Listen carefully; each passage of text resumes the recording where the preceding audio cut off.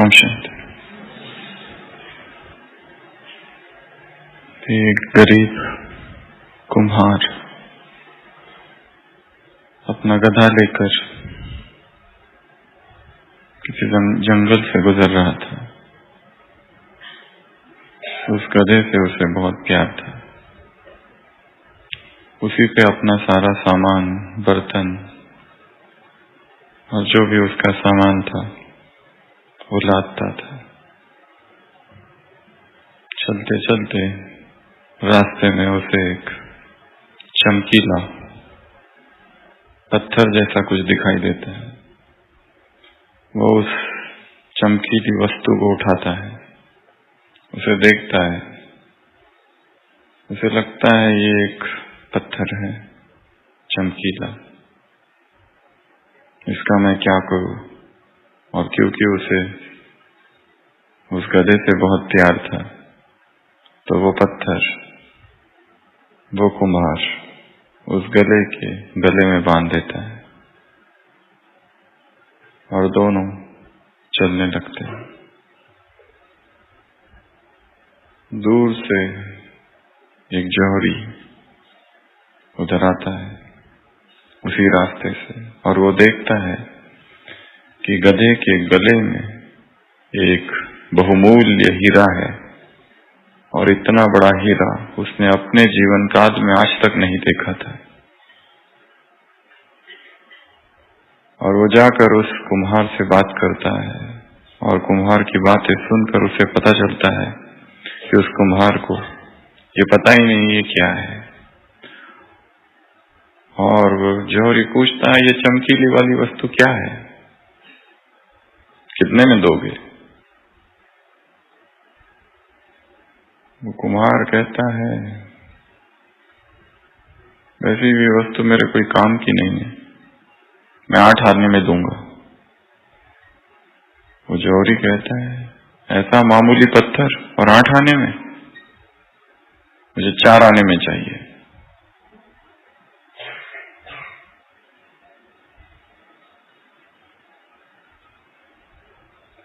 दोनों का वाद विवाद होता है। वो कुम्हार कहता है ये पत्थर मुझे मिला है, इसके 4 आने या फिर 4 आने तो मैं नहीं दूंगा, 8 आने देने पड़ेंगे। परंतु वो जौहरी कहता है मैं 4 आने से कम 8 आने तो बिल्कुल नहीं दूंगा। और फिर मन ही मन सोचता है कि मैं इससे झगड़ा कर लूं और कुछ न लूं और आगे निकल जाऊं ताकि ये खुद ही बुला ले और कहे कि 4 आने में ले जाओ। इसलिए वो जौहरी कहता है जाओ, मैं नहीं खरीदता ऐसे मामूली पत्थर और तुम इतनी कीमत लगा रहे हो, ऐसे तो कितने पड़े हुए मिल जाएंगे। और वो चला जाता है।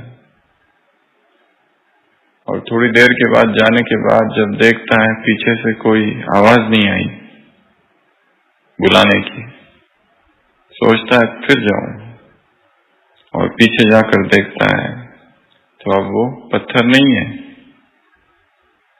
वो उस कुम्हार से पूछता है पत्थर का क्या हुआ? कुम्हार कहता है एक दूसरा व्यक्ति आया था, उसने 1 रुपए दिया तो ये पत्थर ले गया। वो जौहरी कहता है अरे मूर्ख कुम्हार, वो तो अमूल्य हीरा था, लाखों करोड़ों की उसकी कीमत थी, कैसे मूर्ख निकले तुम? वो कुम्हार कहता है मैं तो मूर्ख था, मैं तो मूर्ख हूं, इसलिए तो कुम्हार हूं। पर तुम तो जानते थे, तुमको तो पता था, तुम तो पहचानते थे कि ये हीरा है।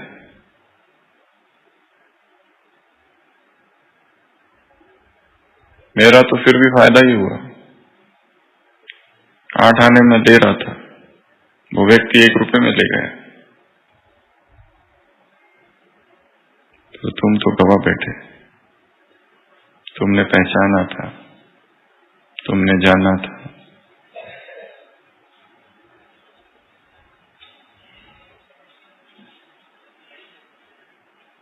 हमें भी एक हीरा मिला है, एक ऐसा हीरा जिसको हमने पहचाना है, और वो है स्वयं भगवान।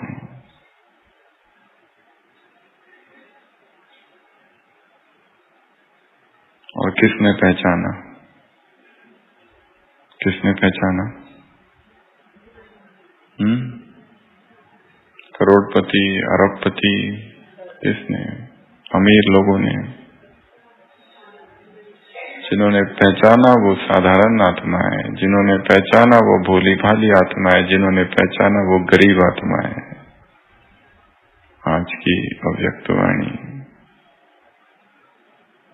मस्तक पर क्या चमक रहा है? भाग्य का तिलक, सितारा, तिलक में।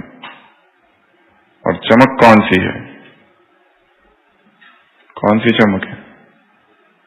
ये जो सितारा चमक रहा है, इसकी चमक कौन सी है? भाग्य के सितारे की चमक कौन सी है? पहचानने और बनने की चमक।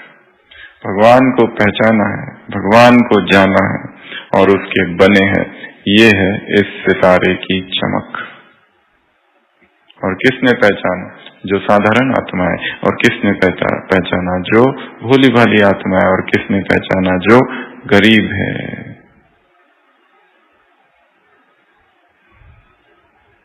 गरीबों की पाई पाई से परमात्मा तालाब भरता है। किसी मुरली में था, फूरी फूरी तालाब, बूंद बूंद से तालाब।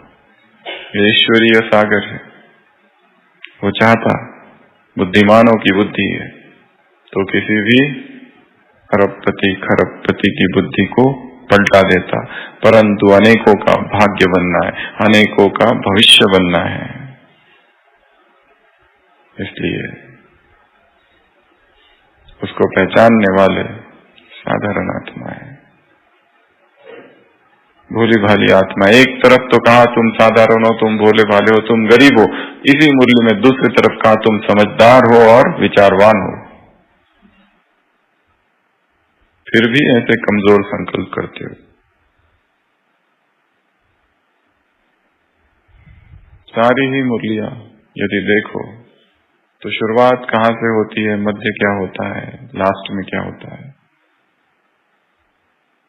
इधर से उधर, इधर से उधर एक नदी है अव्यक्त मुरली,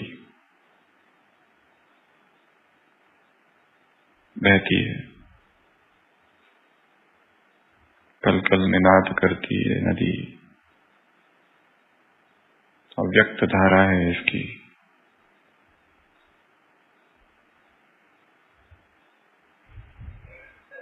जिसका अध्ययन स्टडी नहीं, मनोरंजन है। इसका अध्ययन आत्मा के लिए खुराक है।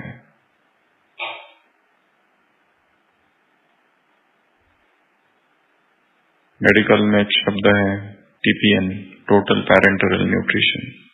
जब कोई पेशेंट मुंह से खा नहीं सकता, नाक में नली नहीं डाली जा सकती है, तो उसको बड़ी बैग से खिलाया जाता है, जिसको कहते हैं TPN, टोटल पैरेंटल न्यूट्रिशन। वैसे ये टोटल मुरली न्यूट्रिशन है,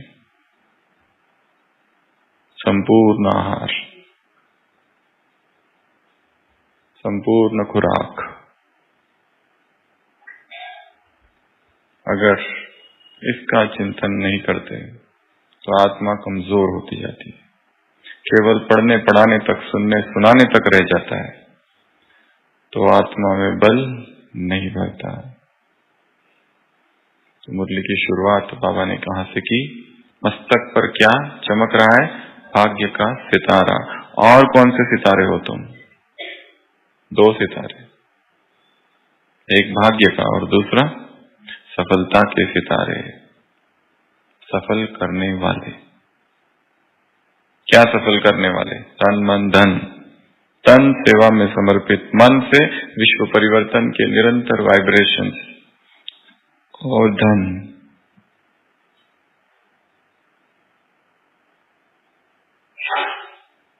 बाबा ने कहा फिर भी इतने विचारवान हो, इतने समझदार हो, परंतु फिर भी दो कमजोर संकल्प तुम में आते हैं। कौन से? कौन से संकल्प है वो जो आते हैं बच्चों के मन में? तुम बहुत विचारवान हो, बहुत समझदार हो, मास्टर रचता हो, फिर भी मन में दो संकल्प आते हैं। कौन से? पहला, विनाश होगा या नहीं होगा। दूसरा, अगर अभी हो गया और हमने जो लगाया तन मन धन, उसका क्या होगा? अभी लगा और 1 घंटे के बाद विनाश हो गया तो उसका क्या होगा?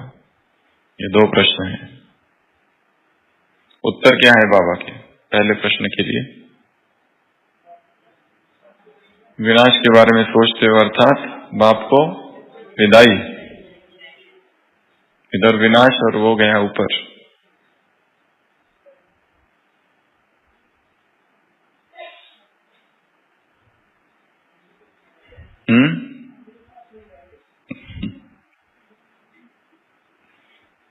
दूसरा, ये जो सफल किया तन मन धन,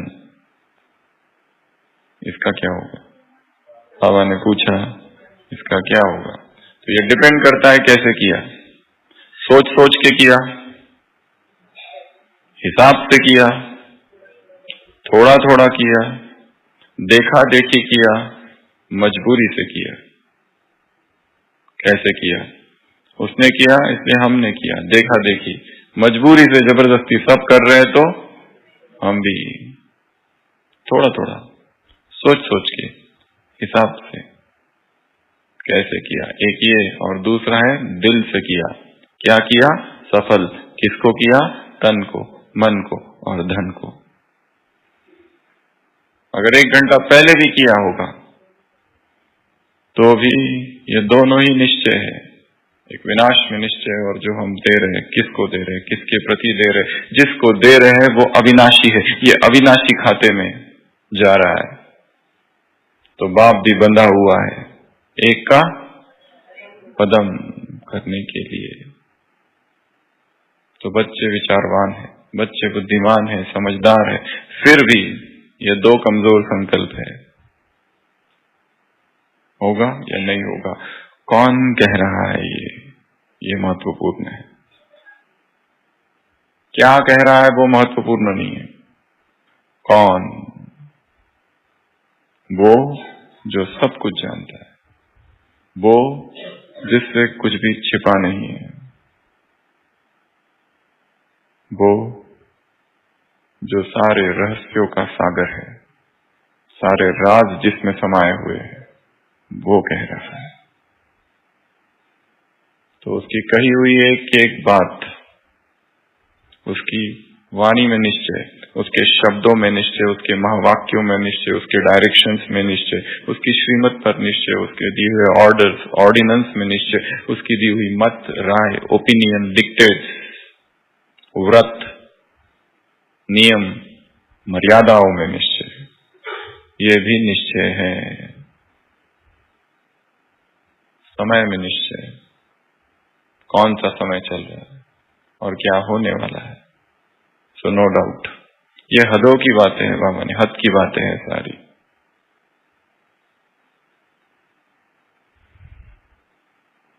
अर्थात तुमने पहचाना ही नहीं अगर संशय आ रहा है तो। वो कह रहा है जो हो रहा है उसमें तुम्हारा परम कल्याण छिपा हुआ है, और हम सोच रहे हैं इसमें कल्याण छिपा हुआ नहीं है। ओ, इसमें क्या कल्याण? इसमें तो नुकसान ही नुकसान है। नुकसान के पर्दे के पीछे कल्याण छिपा हुआ है, फायदा छिपा हुआ, और अकल्याण के पर्दे के पीछे कल्याण। उसकी प्लानिंग बहुत जबरदस्त है। जो कुछ भी चल रहा है वो आया गुप्त रूप से आया, कितने वर्ष उसका स्वरूप ही पता नहीं चला, कौन आ रहा है, ब्रह्मा को ही सब कुछ समझ रहे थे, कृष्ण समझ रहे थे। धीरे धीरे उसका स्वरूप प्रकट हुआ, धीरे धीरे उसका साकार रूप में अवतरण हुआ, फिर अव्यक्त में अवतरण हुआ, फिर वो भी बंद हुआ। वो अब क्या कर रहा है, ये भी प्रश्न है। कितना सुनाएगा, सब सुना चुका है, पर फिर भी बहुत कुछ है जो हमें समझना है, उसने जो सिखाया उसके आधार से। तो एक साकार मुरली की स्टडी है, एक अव्यक्त मुरली की स्टडी है, और इन दो के आधार से उन राजों को समझना है जो अब तक बताए ही नहीं गए, उन बातों को समझना है जो उसने बताई ही नहीं है, पर इशारे दिए, तो समझ में आएगा। तो यहां से मुरली की शुरुआत है, फिर सफल। तो थोड़ा थोड़ा नहीं, पूरा, सोच सोच के नहीं, धक से, झाटकू, हिसाब करके नहीं, बेहिसाब। वो देता है बेहिसाब, वो सोच सोच के थोड़ा थोड़ा नहीं देता है। एक व्यक्ति का हार्ट का ऑपरेशन हुआ, 80 साल की उम्र थी, डिस्चार्ज के समय बिल देखा 8 लाख, रोने लगा। डॉक्टर ने कहा रोने की कोई बात नहीं है, आप कहो तो कम कर देता हूं। उस बूढ़े व्यक्ति ने कहा कम नहीं, ये तो कम लग रहा है, मैं रो इसलिए रहा हूं, तुमने 3 घंटे मेरे हार्ट को संभाला तो 8 लाख लगाए। परमात्मा 80 साल से मेरे हार्ट को संभाल रहा है, पर कभी मैंने उसके लिए कभी धन्यवाद नहीं किया। ये तो बहुत ही कम है 8 लाख। उसने कभी हिसाब नहीं लगाया, उसने कभी कुछ नहीं मांगा, वो सबको संभाल रहा है।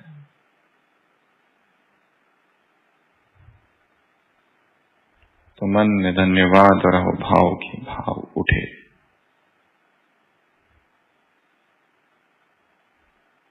एक अत्यंत आस्तिक वैष्णव के घर में एक व्यक्ति आया और उसने बहुत प्यार से उसे भोजन परोसा, वैष्णव भोजन जिसको कहते हैं, हम उसको ब्रह्मा भोजन कहते हैं,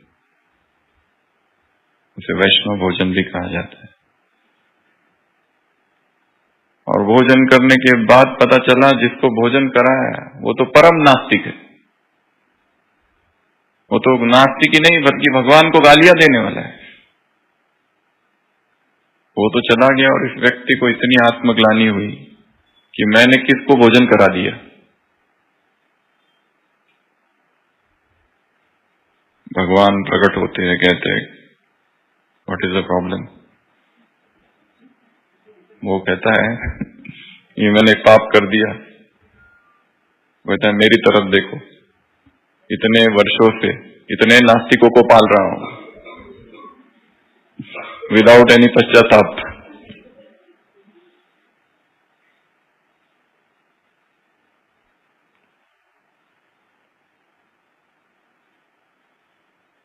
तो बिना किसी भेदभाव के, ये बीके, ये नॉन बीके, ये ब्राह्मण, ये नॉन ब्राह्मण, ये सेंटर निवासी, ये मधुबन निवासी, ये गृहस्थी, ये कुमार, ये माता, ये इस प्रोफेशन का, ये उस प्रोफेशन का, ये सब एक तरफ, सब आत्माएं हैं। इसी मुरली में बाबा ने कहा शक्तियों के वायुमंडल फैलाओ, बनाओ, सहयोग दो, दाता बनो, स्लोगन है ना, तो ही प्रजा भरपूर होगी। दे दो, तो सफल करो, तो थोड़ा थोड़ा नहीं, पूरा, हिसाब से नहीं, बेहिसाब, सोच सोच के नहीं, असोच, देते समय नहीं सोचो।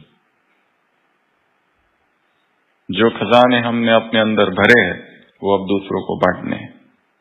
जो ज्ञान हमारे भीतर है, जो चिंतन हमारे भीतर है। पता नहीं कहाँ कौन आत्मा बैठी और उसको कौन सा तीर लग जाए। आत्मा अलग अलग अवस्थाओं में है, दुखी है बहुत। कहा न मन का पोल्यूशन ज्यादा है कि हवा का pollution come, mind is polluted. इसी मुरली में कहा ना, तो हमें देते जाना है बिना इसकी चिंता किए, कितना दिया क्या दिया। फिर देखा देखी नहीं, उसने किया तो हम करेंगे, उसने नहीं किया तो हम नहीं करेंगे। मजबूरी से नहीं, जबरदस्ती नहीं। और ऐड करो उसमें, दिखावे के लिए नहीं, ढोंग नहीं, पाखंड नहीं।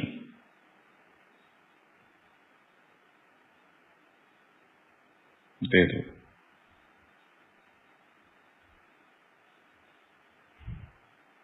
तो सफल करना है। क्या क्या सफल करेंगे? पहले शरीर। ये शरीर, केवल दो ही काम है इस शरीर के। पहला सेवा, दूसरा तपस्या। बस इस शरीर को भोग में डाला और सोचा कि योग बाद में, तो भोग is never followed by yoga, भोगा इज फॉलोड बाय रोगा, रोग। भोग के बाद क्या आता है? योग नहीं, रोग। जितना उसको भोग में डुबाओगे, परिणाम केवल रोग। केवल शरीर के दो ही काम है, एक तप, शरीर को तपाना है, दूसरा सेवा में अर्पित कर देना है। इसके अतिरिक्त और कुछ किया तो देह के प्रति चिपकाव होगा, आसक्ति होगी, लगाव।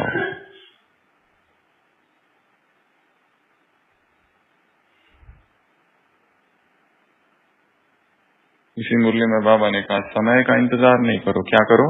इंतजाम, संपूर्ण बनने का इंतजाम। इंतजाम अर्थात इंग्लिश शब्द प्रिपरेशन ना। डिजास्टर में क्या होता है? प्रिपेरेडनेस। डिजास्टर में प्रिपेरेडनेस होती है। डिजास्टर आने से पहले ही, भूकंप आने से पहले ही बहुत सारी तैयारियां की जाती है। उसी तरह यहाँ पर भी अचानक होगा, 1 घंटा पहले भी बाबा अनाउंस नहीं करेगा, नहीं करेगा, नहीं करेगा, 3 बार बोला है। इसलिए पूछते मत जाओ कब होगा क्या होगा, ये हद की बात है। एवर रेडी रहो। सेकंड में जीवन मुक्ति सुनाते हो ना दूसरों को, एवर रेडी रहना, तैयार रहना। अभी कितना बजे? अभी 9 बज रहे, 9:30, 5 मिनट बाकी और 9:30 बजे खत्म। भूल जाओ सेंटर, घर, गृहस्थी, बच्चे, कल का रिजर्वेशन है ट्रेन का, कुछ नहीं, सब गया। अगर यहाँ आ जाए अव्यक्त बाप दादा और कहे मैं तुम्हें लेने आया हूं, चलो, मोबाइल को हाथ नहीं लगाना, ना किसी को कॉल करना, अभी चलो। लकड़हारा इतना परेशान था, क्या जीवन है, इतना दुखी हूं, कुछ मिलता नहीं, खाने को नहीं, इतनी मेहनत करता हूं, हे प्रभु मुझे उठा ले। तो यमदूत वहां से जा रहे होते, वो आते उसके पास, तुमने हमें याद किया? ना ना, आपको कहा, ये भारी हो रहा है, बस ऊपर रख दो। हमारा उसके लिए बुलाया था।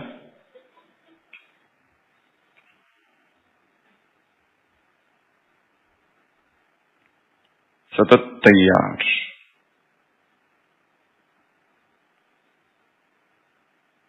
समय से किसी ने पूछा तुम किसके हो? अतीत के हो या भविष्य के हो? उसने क्या कहा? मैं ना अतीत का हूं ना भविष्य का हूं, मैं उसका हूं जो मेरी कद्र करता है। समय को सफल करता है। शरीर को सफल करो, मन को सफल करो। किसके लिए? वाइब्रेशन निरंतर फैलाओ। धन को सफल करो,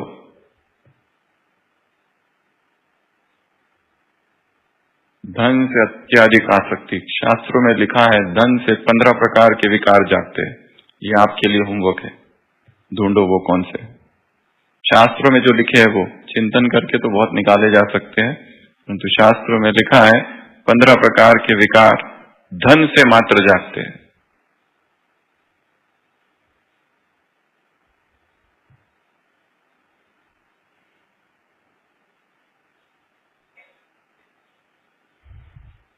सफल करना है शरीर को, अपने पैसों को।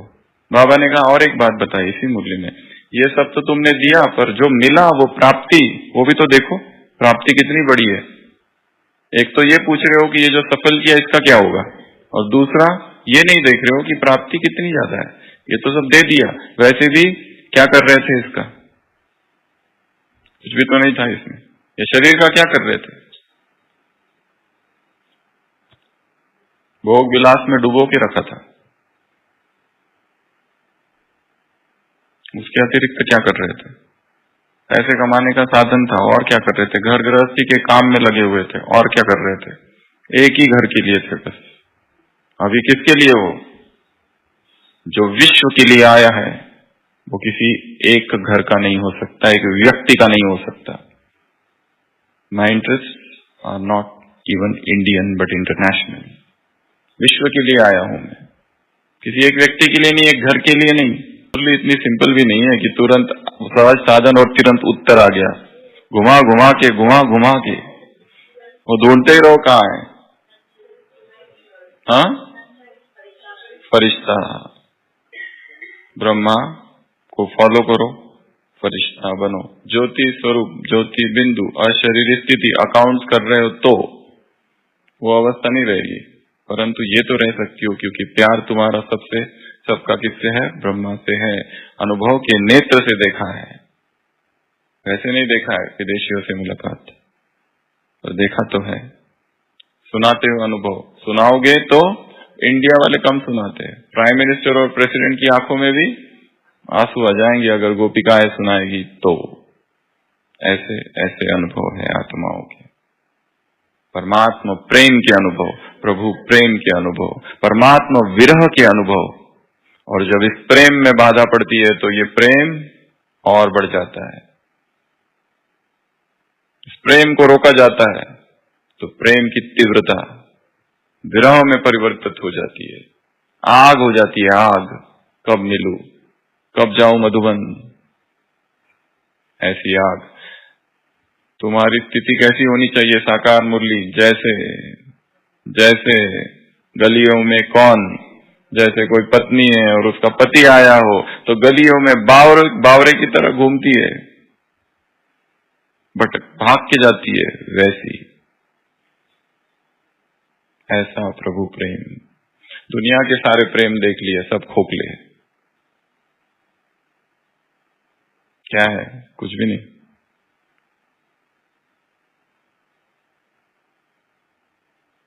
आश्चर्य की बात है, व्यक्ति जब शरीर छोड़ता है तो उसके कमरे की सफाई होती है, उसके पुराने सारे वस्त्र सब फेंक देते, पर हाथों में जो अंगूठी है, उंगलियों में, और गले में जो चेन है उसको तो निकाल लेते हैं,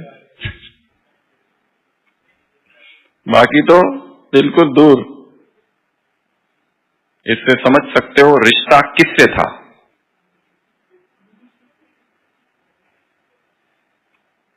रिश्ता किससे था।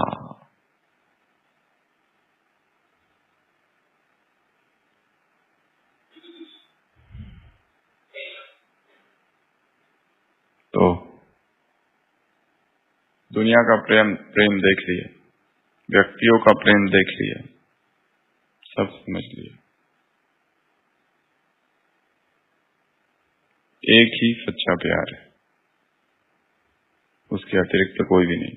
कोई कितना भी कहे फिर भी तो ब्रह्मा से प्यार अर्थात डैश से प्यार। उत्तर बताओ बिना देखे। ब्रह्मा से प्यार अर्थात फरिश्ता स्वरूप से प्यार। वो इस समय क्या है, फरिश्ता। तो वैसे फरिश्ता, बाबा ने कहा इसका ही अभ्यास करो, यही अभ्यास ज्यादा करो। और उदाहरण दिया है रोबोट का। रूहानी स्पिरिचुअल रोबोट बन जाओ, रूहानी कर्मयोगी, फरिश्ता कर्मयोगी, नए शब्द है। जैसे वो साइंस वाले लाइट के आधार से रोबोट को बनाते हैं, रोबोट सारे काम करता है, वैसे साइलेंस के आधार से, साइलेंस की लाइट के आधार से रूहानी रोबोट जो सारे काम करे, ऐसे तुम बन जाओ स्पिरिचुअल रोबोट, रूहानी कर्मयोगी, फरिश्ता कर्मयोगी। लाइट, और फरिश्ते की निशानी क्या है? लाइटनेस। अगर उसे कर्म भारी कर रहे हैं, सेवा ही भारी कर रही है, बोझ, ये क्या होगा, वो क्या होगा, ये कैसे होगा, वो कैसे होगा, चिंताएं सताई जा रही है, कैसे होगा, कैसे होगा, कैसे होगा। अर्थात तुम ये भूले हो कि काम किसका है, अर्थात अर्पित नहीं किया है। अगर सेवा ही स्ट्रेस का कारण है तो समर्पण में कमी है।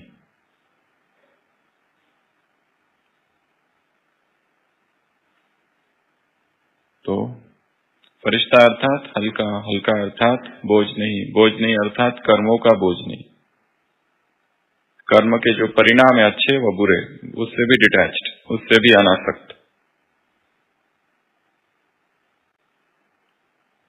ये काम करना है, इसकी प्रैक्टिस करनी है, हल्का रहने की। बातें आ रही है, बातें जा रही है, पकड़ के नहीं रखना है, इसको कहते हैं होल्डिंग नेचर। एक रस्सी लो और उसको जोर से पकड़ो, क्या होता है यहाँ? लाल लाल निशान, खून भी आ सकता है। अगर बहुत ज्यादा जोर से पकड़ो, क्या कर दो? छोड़ो। वस्तु को पकड़ के रखा है, व्यक्ति को पकड़ के रखा है, कोई घटना को पकड़ के रखा है, किसी ने हमारे साथ दुर्व्यवहार किया था, उस दुर्व्यवहार को पकड़ के रखा है, किसी ने हमारे साथ अन्याय, अत्याचार, पार्शियलिटी, कुछ तो किया था। पर योगी वो है जो ये जानता है मेरे दुखों का कारण केवल मैं हूं। ये जो कुछ हुआ है, जितने भी संत, योगी, महात्मा, सबके जीवन को स्टडी करो, लोगों ने एक एक को पकड़ पकड़ के बहुत सताया है, फिर भी वो चुप थे, अनासक्त थे, अनडिस्टर्ब थे, विदाउट एनी रिएक्शन थे। किसी को भी ले लो, किसी को भी, और महान आत्माओं की इस देश में तो कमी नहीं है। हर 100 किलोमीटर में जाओ तो वहां पर कोई एक संत है, कोई एक योगी है, किसी का मंदिर है, कोई अवतार है, कोई महापुरुष है, कोई अवधूत है, कोई तीर्थंकर है, कोई बुद्ध है, कोई ईश्वर पुत्र है, कोई सन्यासी, तपस्वी, योगी, कोई तो है, कोई अवतार, ये इसका अवतार, ये उसका अवतार। और उन एक एक किसी के भी जीवन को लो और स्टडी करो, क्या क्या किया, क्या क्या हुआ। उन सब के जीवन में एक बात देखी गई है, वो सभी स्टेबल थे परिस्थितियों में, अनडिस्टर्ब्ड। चीजें होगी, व्यक्ति आज है कल नहीं रहेंगे, आज है कल धोखा देंगे, झूठ बोलेंगे। इस कलयुग में क्या एक्सपेक्ट करते हो कि सब देवता बन के हमारे साथ व्यवहार करें? क्या ये एक्सपेक्टेशन है हमारी? ये एक कलयुग है, इसको भूलना नहीं है। यहाँ ऐसे ही है, लोग सब अपने विकारों के अधीन है, संस्कारों के अधीन है, क्या कर सकते हैं। हमें तो रहम दिल बनकर, आगे मुरली में क्या कहा बाबा ने, शक्तियों का वायुमंडल बनाओ, ये वाला वातावरण नहीं बनाओ।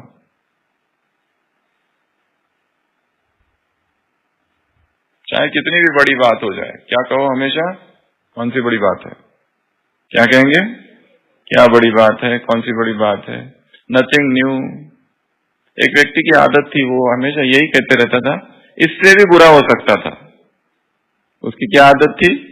इससे भी बुरा हो सकता है। एक बार उसका दोस्त उसको कहता है, मैंने एक स्वप्न देखा और इतना खतरनाक स्वप्न देखा, स्वप्न में देखा मैं मर गया और मुझे नरक में तला जा रहा है, बिल्कुल गरम गरम तेल में। इसकी आदत थी इससे भी बुरा हो सकता है। वो कहता है इससे बुरा और क्या हो सकता है? इससे बुरा ये हो सकता है कि तुम सच में मर जाओ। तो ये जो हो रहा है ये तो कुछ भी नहीं है, यही सोचना है, कोई बड़ी बात नहीं। या फिर अगर समान का ले लो तो हर बात से बड़ा मैं हूं, हर बात से बड़ा मैं हूं। बातें बड़ी है या तुम बड़े हो? बातें छोटी, मैं बड़ा।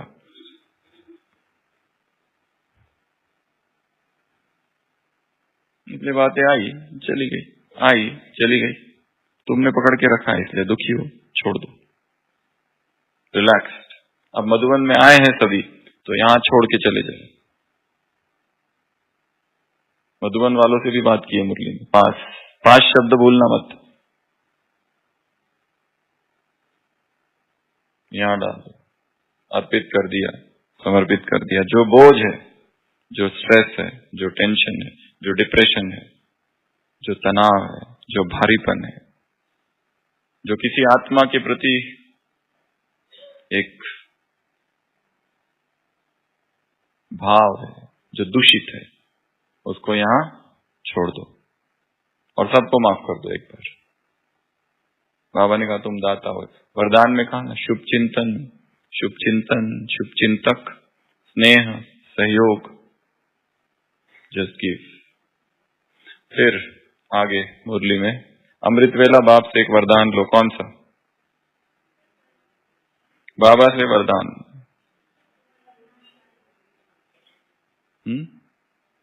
ये मुरली 2000 की है। रोज एक वरदान लो। कौन सा? बाप समान, बाप समान उसमें जोड़ दो, कर्म योगी फरिश्ता भव, तो वो कंप्लीट वरदान बन जाएगा। तो ये वरदान रोज अमृत वेला लेना है कि बाबा ने सिर पर हाथ रखा और क्या कहा? बाप समान, कर्म योगी फरिश्ता भव, फिर कामकाज में आओ। इसमें सारा आ गया, एक तो बाप समान भी आ गया, कर्म योगी आ गया, फरिश्ता भी आ गया, कर्म करते हुए लाइटनेस। ये रोज बाप से वरदान लो और कामकाज में आओ। और कौन सी पॉइंट मिस हो गई है? और भी है 2-3।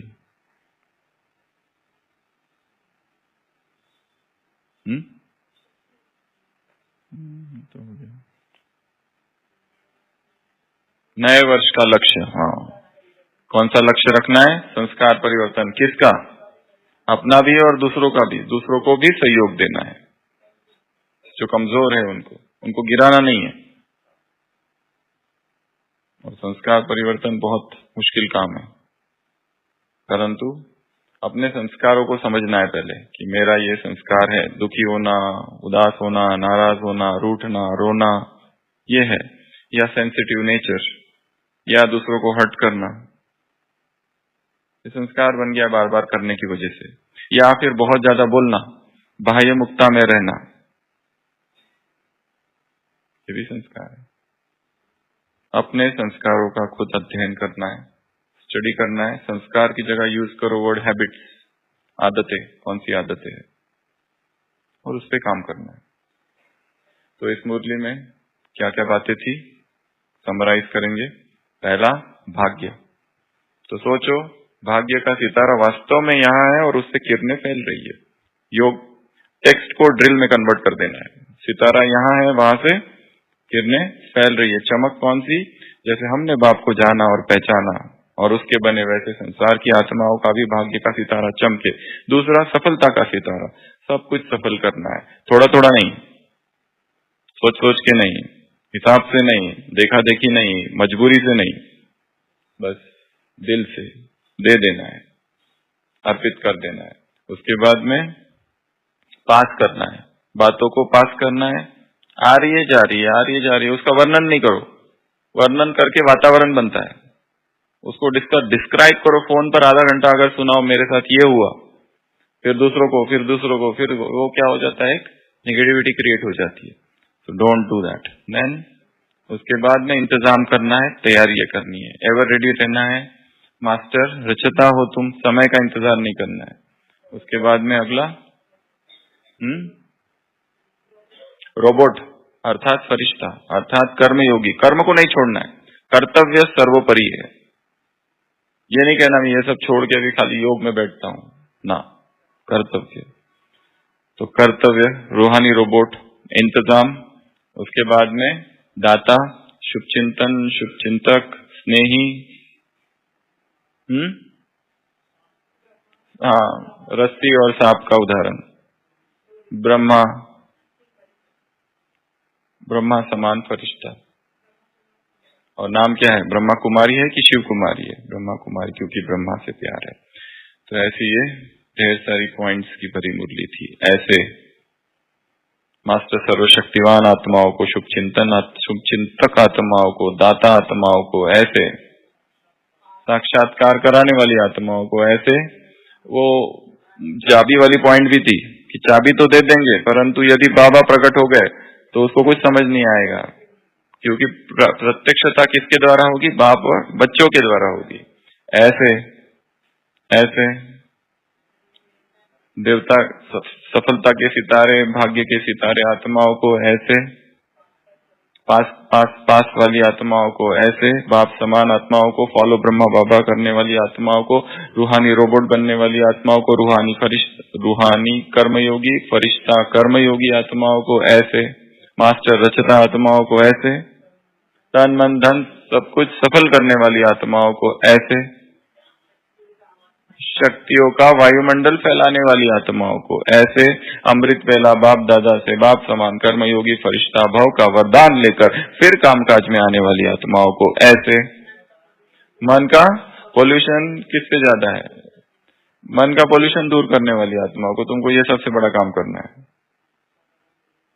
साधारण माताओं को, भोली भाली माताओं को, गरीब माताओं को, विचारवान आत्माओं को, समझदार आत्माओं को, ऐसे समेटने की शक्ति, समाने की शक्ति, परखने की शक्ति, निर्णय करने की शक्ति के पेपर में पास होने वाली आत्माओं को, ऐसे एमए के पेपर में पास होने वाली और बीए के पेपर में भी पास होने वाली आत्माओं को, एवर रेडी आत्माओं को, सेकंड में जीवन मुक्ति का वर्षा लेने वाली आत्माओं को, ऐसे संस्कार परिवर्तन करने वाली आत्माओं को। ये 1 साल का लक्ष्य है, बाबा ने कहा। तो गोल्ड मेडल और गोल्डन बैच लेने वाली आत्माओं को, जरूर कोई सरेंडर हुआ है, किसी ने कोई विशेष सेवा में विशेषता दिखाई है, आगे गया, उसको ये दिया गया है। ऐसे मधुबन निवासियों को, डबल विदेशियों को, ऐसे Australia, Africa, America, Germany, Asia, London वाली आत्माओं को, बाप दादा गोप को, गोपियों को, मधुबन निवासियों को, हाँ, अपने अनुभव से किसको रुलाने वाली आत्माओं को। तो ऐसी आत्माओं को बाप दादा का याद, प्यार, गुड नाइट और नमस्ते। हम जो कि रूहानी बाप दादा को याद, प्यार, गुड नाइट और नमस्ते। ओम शांति।